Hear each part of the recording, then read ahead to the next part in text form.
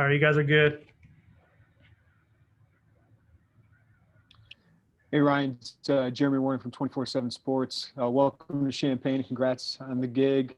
Why was Illinois and Bret Bielema, after all that time in Missouri, why was that the? Oh, you just muted yourself, man. Yeah, I was just wondering, why was Illinois, Bret Bielema, the best fit for you? Like you said, after all that time at Missouri, I was there for 6 years. I really enjoyed my time there. Very thankful to not only Coach Drink, but also Coach Odom and Coach Pinkel for giving me the opportunity. My kids, Mizzou is all they know right now. And we have enjoyed our time in Columbia. I have goals and aspirations as a coach in this profession. The thing that was attractive about this job was Coach Bielema, getting back into the Big Ten after spending, the last 3 years in the NFL and two of those being with the GOAT and Bill Belichick. And as a young coordinator, it was a chance to get to somewhere and continue to grow as a defensive mind. And so I've always thought that Illinois is a place where you can win, and with the right infrastructure, the right leadership, and I think Coach Bielema is definitely that. And so when I got the phone call that he was interested, I was excited about the opportunity to come interview, and then through the interview process, just getting to know him and seeing his vision for this place and seeing the community and seeing how much I support that this program and Coach Bielema has garnered in such a short amount of time. It was attractive, and it just felt like it was time. It was a new chapter, a new challenge, and one that I'm very excited and humbled and blessed to be a part of. Obviously, you were under the wing of Barry Odom, had to learn a lot from him over the years. I imagine you took a lot as well last year in kind of an elevated role with Coach Drinkwitz. So what would you learn from last season? Well, last season was a challenge. The thing I liked, when my time with Barry is when he gave me the coordinator title. He let me run it. You know what I mean? I was the game planner and the play caller, and that was one of the good things about him as a head coach. And then obviously, this past season, being under Coach Drinkwitz and him being offensive guy, I was still able to do that. 2020 had its own challenges, obviously with COVID and opt-outs. And I think one of the things that people don't realize is, when the guys that opted out, usually typically weren't your starters, they were your backups. So when your starters did go out, you weren't playing with backups. Sometimes we had to play with, freshman offensive linemen at nose guard and wide receivers at corner and quarterbacks at safety. So they just, everybody had their own challenges, and so that was a challenging point of this year. Still was very proud of the way we went and fought, and went 5-5 and an all SEC schedule. So like I said, I've got full confidence that program is going to take off and go in the right direction under Drink's leadership. But just felt there was time to sort of pave my own way and start a new chapter at a place in a conference where I think we can win. And this is definitely that. Thanks, Ryan. Appreciate it. Hey, Ryan, Joey Wagner here. I guess I'm curious, you've been in this profession for like 10 years now, but you're only 34. How did you know so quickly that this was going to be something you wanted to do, and why is coaching important to you? Good question, man. It's funny, when I was done playing, I thought I was done. I'd been around ball my whole life. My dad played at Colorado, and they had me my mom and dad had me at a very young age, so I kind of just grew up around the game. But then when I had a mentor at Colorado, his name was Estes Banks, and we used to have lunch every Thursday my senior year. So when football was over, he was like, "Well, what do you about ball? Let's figure out what you want to do with the rest of your career." And I knew I loved the high pressure, high stakes situations that football brings about. I like that pressure. I like being in a team oriented environment. I like the goal setting environment. And I liked being in a leadership role. And so, we were mapping out some career paths, and he was like, you can join the military, or, go trade stocks in the stock market, or you coach football. Well, I'm not great with numbers, and I didn't feel like going to war. So, I talked to Dan Hawkins, who was our head coach, and he was very emphatic that he thought I would do well in this profession, along with some of my position coaches and coordinators. So I spent that first year as a student assistant on defense, and then I got a chance to go be a GA at Arizona the following year with Mike Stoops and Greg Brown, who was my position coach at Colorado. And then the following season, I attacked that job like I was a coach, and kind of put the player aspect aside.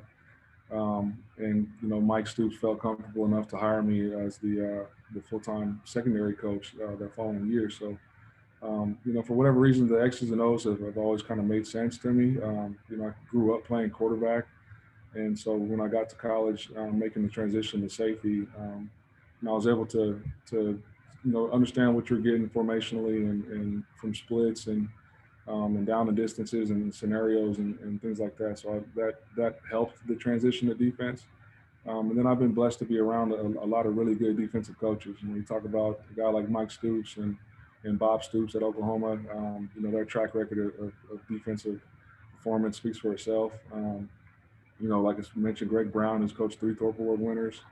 Then I went to North Texas and was with Dan McCarney and John Sklodany, who have, again, 2 really good defensive minds. And then I got hooked up with Barry Odom, and everybody's kind of seeing what he's doing now and what we were able to do at Missouri. So it's a combination of just my upbringing and then being around really good mentors and being at the right place at the right time and taking advantage of opportunities when it came. Can you kind of shed a little light on the timeline of how this came together with you and Brad, and what's the common thread, I guess, between you guys to connect you for this position? Tony Peterson was at Missouri a couple of years ago, with Barry's last year as an analyst, and I always respected sort of his viewpoint and on ball and his football IQ and what he's done in his career. And then, so I got a phone call from Tony to see if I'd be interested, and I said absolutely. And I got a phone call from Bret, and we got on a plane and interviewed, and then a couple of days went by, and I got the call that it would work out, and I jumped at the opportunity. Appreciate it. Nice to meet you. Yeah, nice to meet you too, Joey. Hey Ryan, Colin Likas from the News Gazette. Good to meet you, and congratulations. You mentioned before Illinois being a place you think you can win at. Can you explain a little bit about what you knew about Illinois football coming in here when you took this job? Well, I knew that it's the flagship school of the state, and I knew the proximity to Chicago, to Indianapolis, to St. Louis, and so you talk about where you're getting your recruits from. There's talent there. And then, you talk about this conference and what side of this conference you're on and who you're competing against. We were going to play Iowa in the bowl game at Missouri.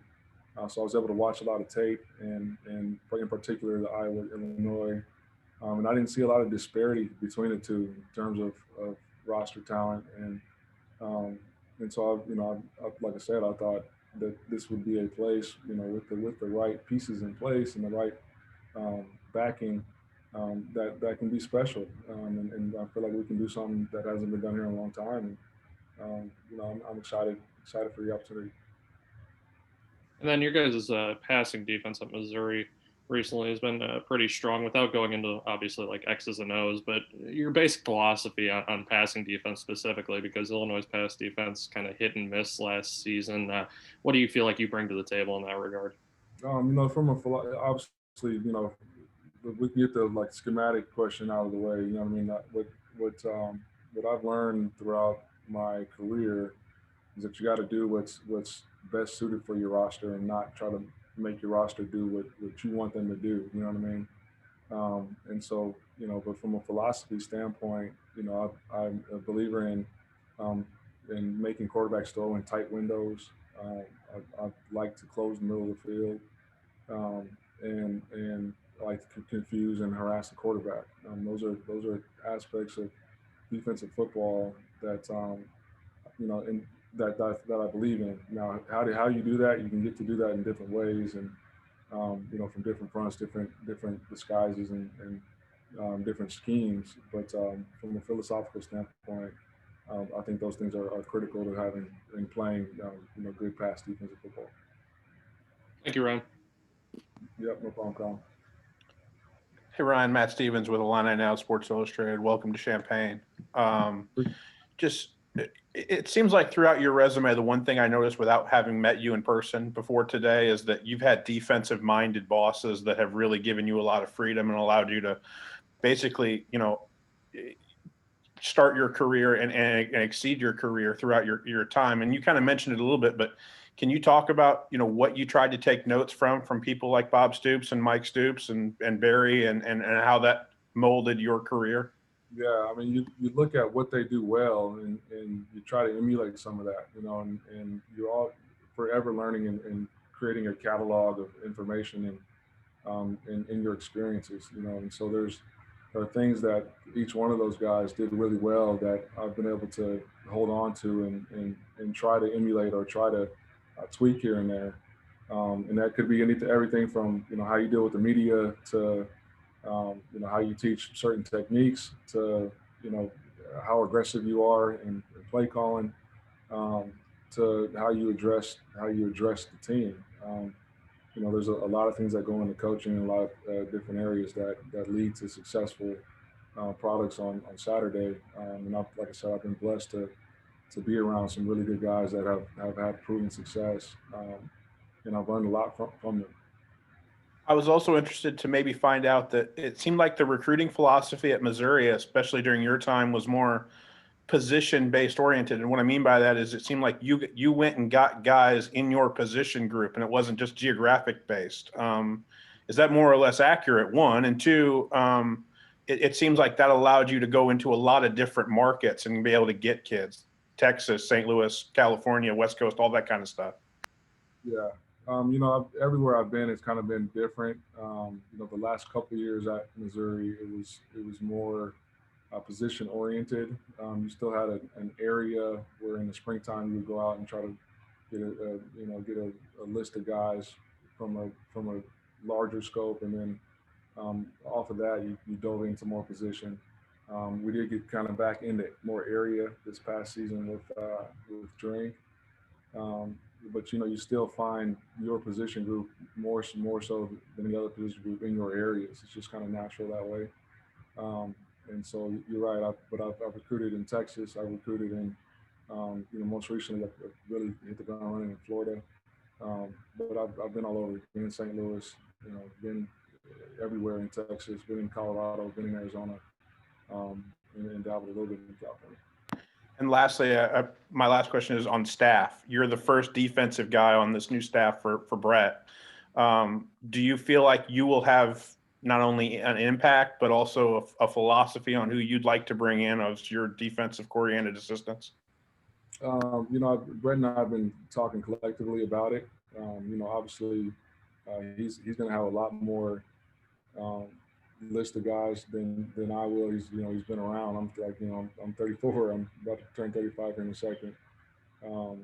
But we are doing it together, and I've got a lot of respect for the people that he has brought up, and so I'm excited about it. Excited going through the process. And at the end of the day, he is the head coach and he'll have the final say. So, but we are doing it together, and I'm appreciative of that for sure. Thanks, Ryan. I appreciate it. No problem, Matt. Hi, Ryan. Scott Beatty, WDWS Radio. Glad to have you in town. Thanks, Scott. How do you describe your scheme? You talked a bit about your philosophy, and are you coming in trying to establish that, or you're adapting it to what's here already in terms of the players? Yeah. So from a scheme standpoint, we don't know yet. It's we've got to get to know the players. And I just got on campus yesterday. I'm gonna spend all afternoon on the phone and trying to get to know the guys currently on the roster.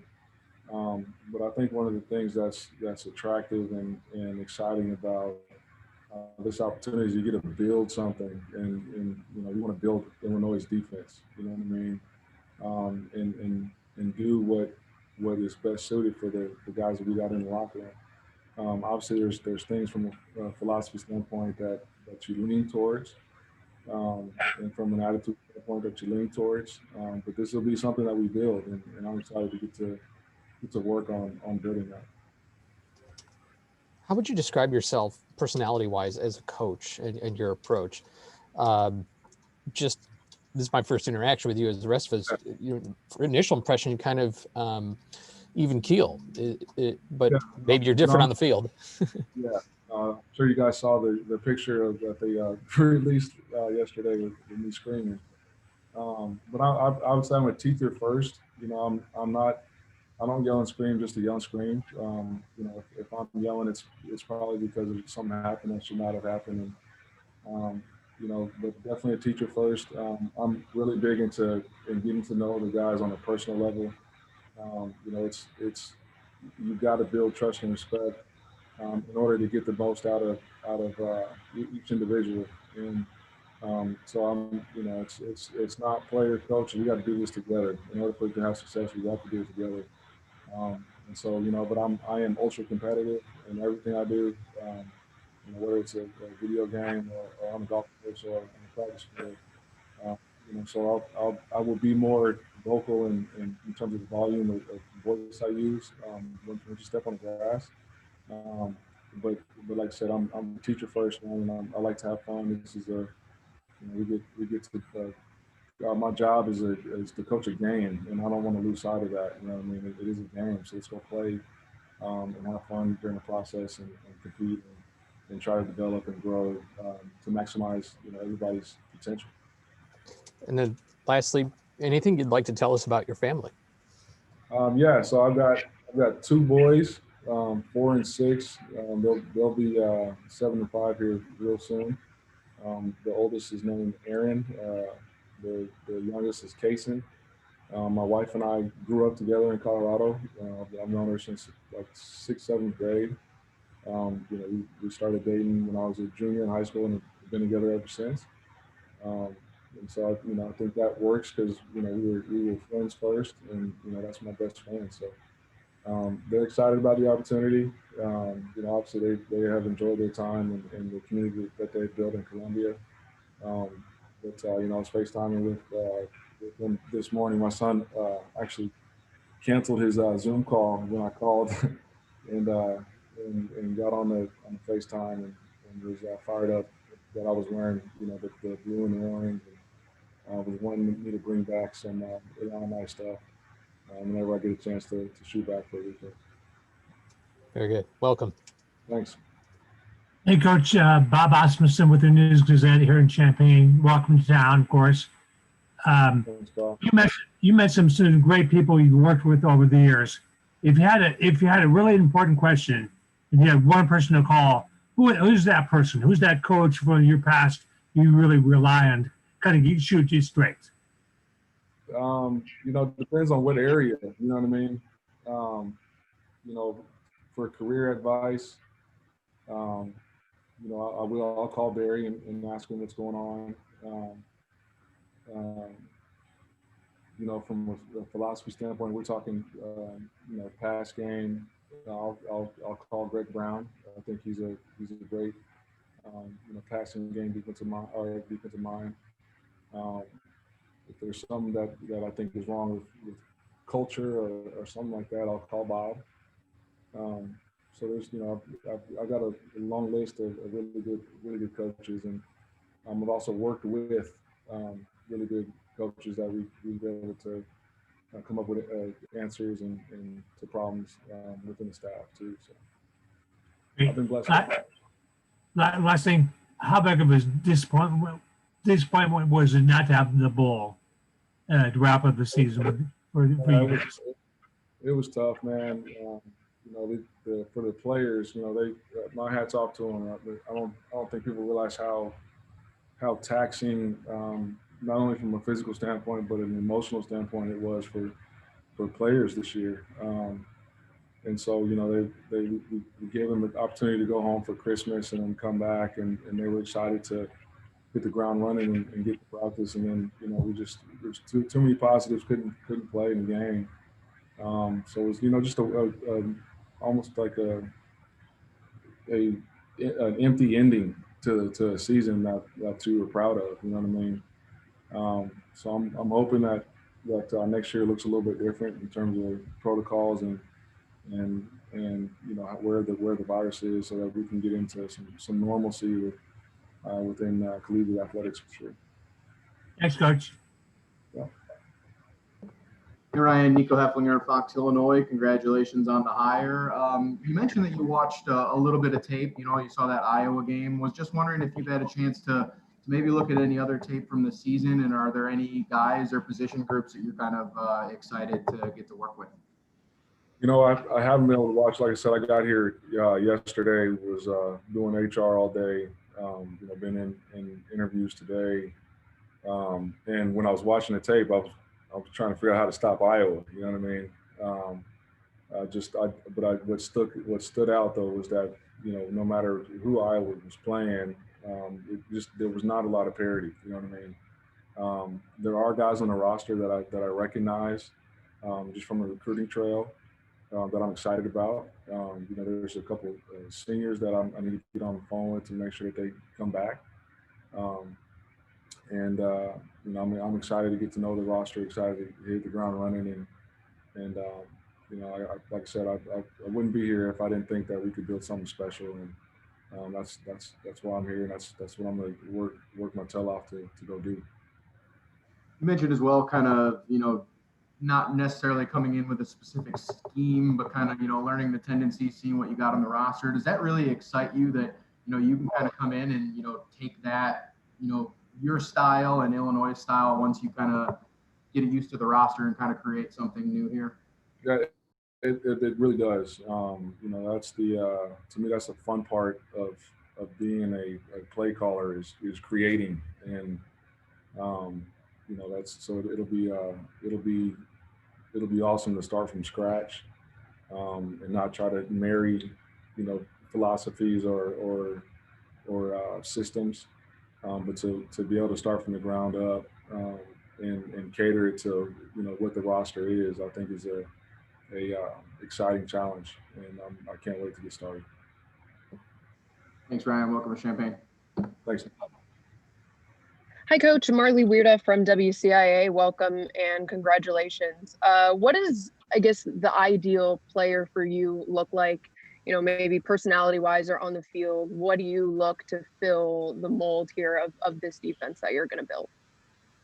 For one, we got to be students of the game. Got to be super competitive. And got to be tough. And at the end of the day, in defense, you got to be able to run and you got to be able to hit. You know what I mean? And so, I would imagine we want to be aggressive.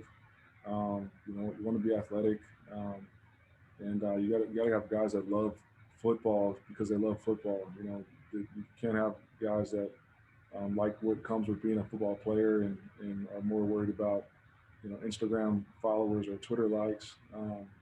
You got to get ball guys. You know what I mean? I think those are all things that we will be looking for here at Illinois for sure.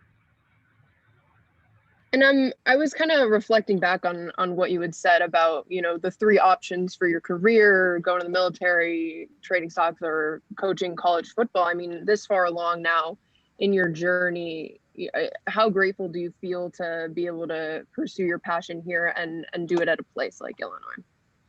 I'm super grateful. Every day, I wake up and count my blessings. I feel like I'm doing what I'm supposed to be doing with my life, and I don't take that for granted.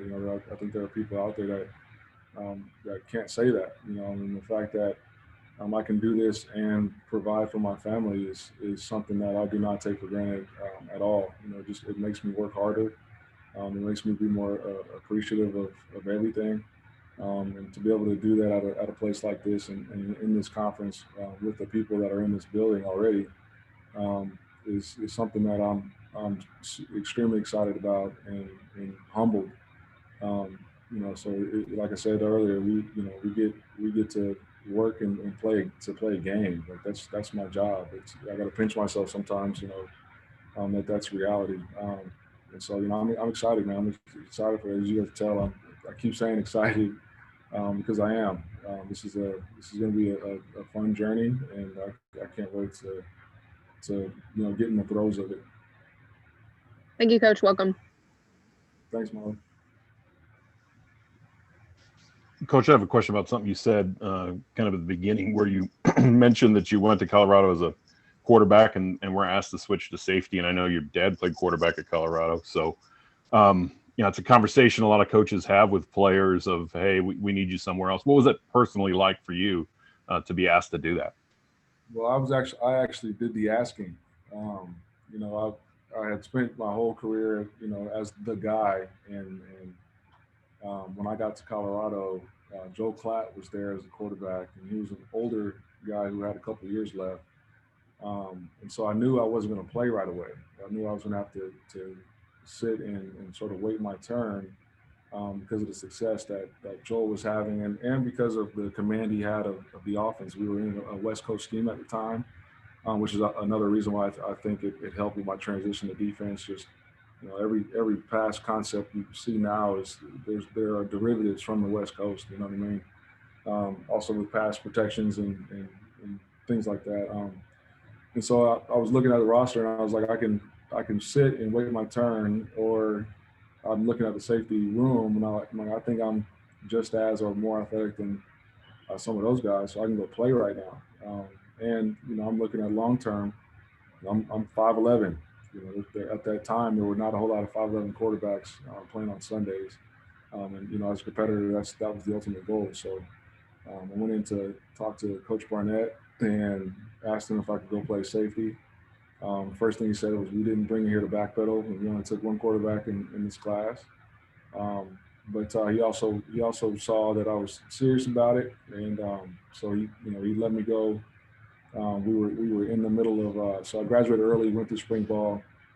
We were in the middle of fall camp, so it's full pads and everything. And so he's like, all right, go ahead, we can try it. And so the first thing he did was throw me in some special teams drills and some live tackling situations. And I held my own and did a little bit more. So I was able to stay and play for 4 years and started for 3 of them. So I wouldn't be here today if I didn't make that move. So I'm glad I did it. And have you ever referenced that in speaking to one of your players about position switches and something that's pretty common in college football? Yeah, absolutely. And I think one of the things that everybody needs to learn, particularly at quarterback, if you can play other positions, is I just had a conversation with a kid at Missouri who made a switch toward the end of the year. It was like, yeah, yes, you're a good quarterback, or yes, you're a good wide receiver, or yes, you're a good running back, but at the end of the day, you're a great football player, and so don't lose sight of that. You know what I mean? If you can play football, then it shouldn't matter what side of the ball or what position you're playing. Let's do what's best for the team and what's best for you individually to give you some longevity and maximize your earning potential in this game. Thanks. Yeah, appreciate you, Rob.